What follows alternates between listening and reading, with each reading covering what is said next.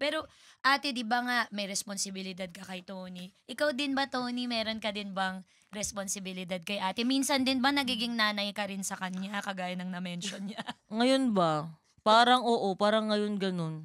Ganon? Paano, Nagiging anong ganon. sinasabi mo? Wala, sinasabihan ko sa kanya, alam mo tayo may diabetes ka na. Nagiging doktor na.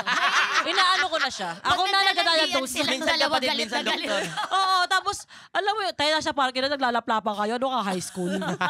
Pero sabi ko nga sa kanya, mahirap talaga pag maaga eh. Kumbaga yung teenage na ginawa mo ng mga teenager ka, ang ginawa mo sarili mo, parang ginawa mong, ano ka na, 30s ka na. So parang pag nasa mga pa-30s ka na, mga ganyan, nagiging teenager ka, parang nagkabaliktad din, nauna kasi siya maging nanay. Kasi nga may anak ako eh. So parang na-pressure siya, ate ako, nanay din ako kay Tony. So ngayon, parang, late bloomer ako. Late bloomer ang ate ko. Sobra. So sinisita mo, pero pag nakita mong masaya naman siya, bahala na siya. Kasi kung saan sa naglalaplapan, nakakaloka naman kasi. Guess ko naman yung mahal nila yung isa't isa. Di ba? I'm telling them, yes. Oh, yeah. Go. In English, yeah. Ano ba naman? You're telling I tell them us. that you kiss a lot, parking lot. Anywhere. Every lot in the Philippines, right? Anywhere. Yeah. Yeah. Saliva, Everywhere saliva, okay?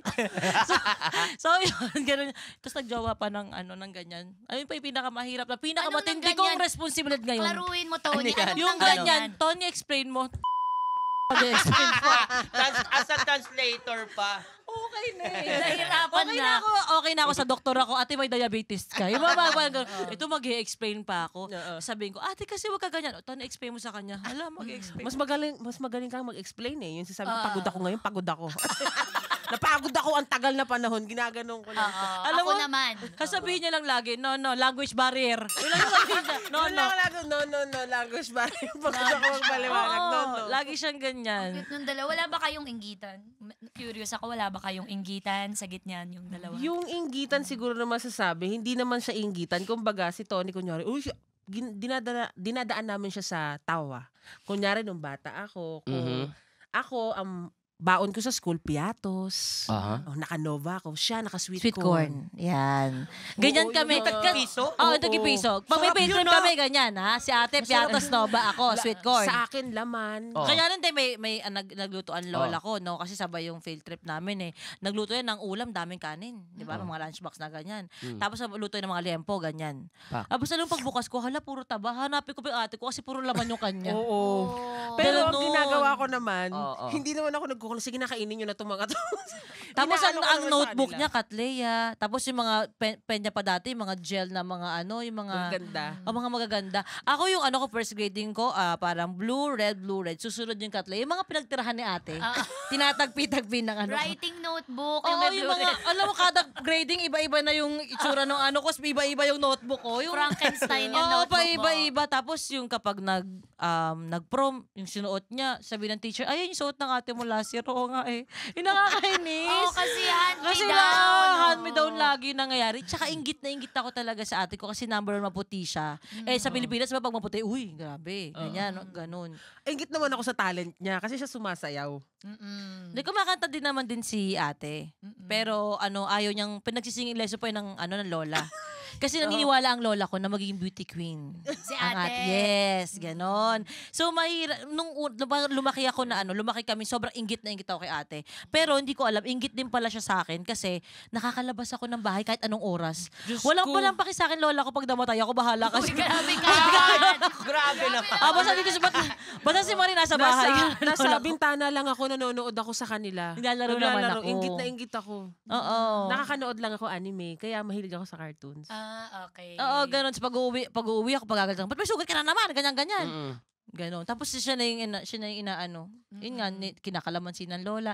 Kumbaga yun lang. Pero lumaki kasi kami sobrang magkaiba at saka ng pagtrato. Kaya naging balanse kami. Kumbaga thankful pa din ako na ganun yung pinagdaanan namin as magkapatid. Kasi naging balanse di ba? Kung pares kaming di ba? Tsaka hindi kami nabubuhay nang wala kaming chismis sa isa't isa. Hanggang ngayon, pagising agad, video call. Minsan nga may ginagawa kami. Magkapit bahay lang kami niyan. Minsan, So, ibang bahay, pero malapit lang, magkatabi. yes. So ngayon nangyayari magka-video call kami. Naghahawa kami ng ibang cellphone namin. So, mga nakaganyan lang. Minsan nagtatype din, naka-video call, nakaganyan kami. Tayo ano ba? Hindi naman tayo nag-uusap. Ganun lang. Routine na namin Oo, siya. routine lang sa namin. araw-araw. Tsaka kasama yan sa buhay namin sa isang linggo. Kailangan meron kaming isang matinding pinag-overthinkan. Kailangan nag-overthink kami, hindi pwedeng wala. Ganun. Uy, paano pag ganito nangyari? Paano pag ganyan? Wala pa nga eh. Na-stress ako, hindi Itigil ako na nag-overthink. Parang ang gaan nitong araw na to. Paano ko ba ito mabibigatin? Bad trip ako. Paano ko ba kukumplikahin ang araw na to? Parang may gano'n silang dalawa. Bibigyan niya talaga ako ng ganong matindi. Ako Ate, naman konsentidora. oo. Mas mag-overtake ko. Hala, napapalpitate na ako. Inaasaya.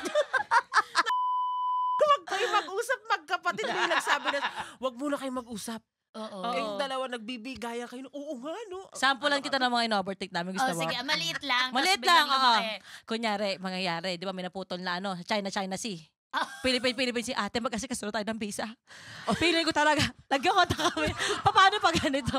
Paano pag ganyan nangyari sa Pilipinas? Ganon. Babombahin Ganon tayo, mga babombahin tayo. Ganon Oh my mangyayari. God, ngayon pa Siyempre, lang unahan niya kailangan. ng Manila. Mga ganon. Andito tayo sa Quezon City na. Ngayon pa lang kailangan matuto na tayo magkarate do, mag-ano Oo. mga barel. Paano pag ganyan? Mag-underground na lang kaya tayo. Mas mura ata yung ganon. Ganon ang mga ano. Ano bang namin. pinakain ng mga lola ninyo sa inyo? at Ewan ko ba? nagkaganon kayo? Gagawin namin yan ng 2 days. Oo. Tapos Hindi kami after namin natutulog. marirealize namin, sasabihin sa akin ng jowa ko, di ba? Alam niyo, nag-usap pa kayo magkapatid. Wag muna kayo mag-usap. Wag muna kayo mag-usap. Na-overthink na rin kami lahat. Basta Lahat kayo na. naapektuhan na rin lahat. Oo. Kasi maya yung anak ko, umiyak na yung anak ko, mami, ano mangyayari sa atin? Grabe yung Toro Pam. Ganun ang problema ng isa, problema ng lahat. Yes. Sa Toro Pam. Yun ang Yes, Toro Pam. naapektuhan. Gusto ko yung maggawa na ng visa, tatawid na. Pero mamatinding Bili ganito. ka na ng bahay doon. Meron mga pa. ganun. Sayang lahat ng mga inano mo, yung mga in-effort mo, yung mga napundar mo, meron pang ganito. Si Papi. Malapit na mga Oh my nasa God. Papi. Paano yan pag sinakop na tayo? Ano mangyayari? Paano pag kailangan umano? Hala, hindi ka papayagan lumipad kasi buntis ka. 1 month na lang mangangalak na siya. Iwan ako dito, sama mo yung mga bata. Ha? Ito paano pag nanganak ka pa? Siyempre pag nanganak ka, wala pa agad passport yung baby. Paano yan? Iwan mo na. Hindi ko kayang iwan. Ang Isama dami mo. ng pinunta. Bicho, oo. Saan na napunta? Tsaka isang buwan na lang manganganak na. Yun na Na-stress nga, pa yung na-stress buntis. pa yung buntis. Tapos sa isip namin, alam nyo, bahala na. Si Papi tuloy di na makagalaw sa Oo, kama. tapos umiiyak na si Papi. Tapos sabihin ba ni Harvey, hindi siya sa mga kita, paano yung ibang mga bata? Mga ganon. Ganon Si yung Ate mga, Marie na lang mag-aalaga muna. ano na yung mga meeting namin, ganon. Tapos after mga 1 week, matatawa kami, walang sense. Nag-ubos tayo ng oras. Ganon yung mga... Super involved sa Yes. buhay ng bawat isa. Maganda rin, ano? Parang hindi aamats mo namin yan. pinaprocess mag-isa. Oo, yung parang, okay, kailangan may pagkaabalahan kami ngayon. No? Kaya nga gusto ko na i-block yung mga balita sa TikTok, naiinis ako eh. Ano ba yung may balita? Yun yung mga trigger ko, yung mga balita. Ayan. Oo. Diba? So, kanino ka magsusumbong na nanay dito yung mga nanay nagsisimula, mga starter. Diba? Parang minsan na sa'yo, mag-ano kaya tayo, mag-episode tayo ng Your Honor sa bahay ng mga toro. Para wala tayong ma-resolve ba? Wala talaga, wala. I-overthink natin ng 2 araw lahat ng episode. Okay. Hindi sila nag-aaway sa pera. Hindi sila nag-aaway sa pag-ibig.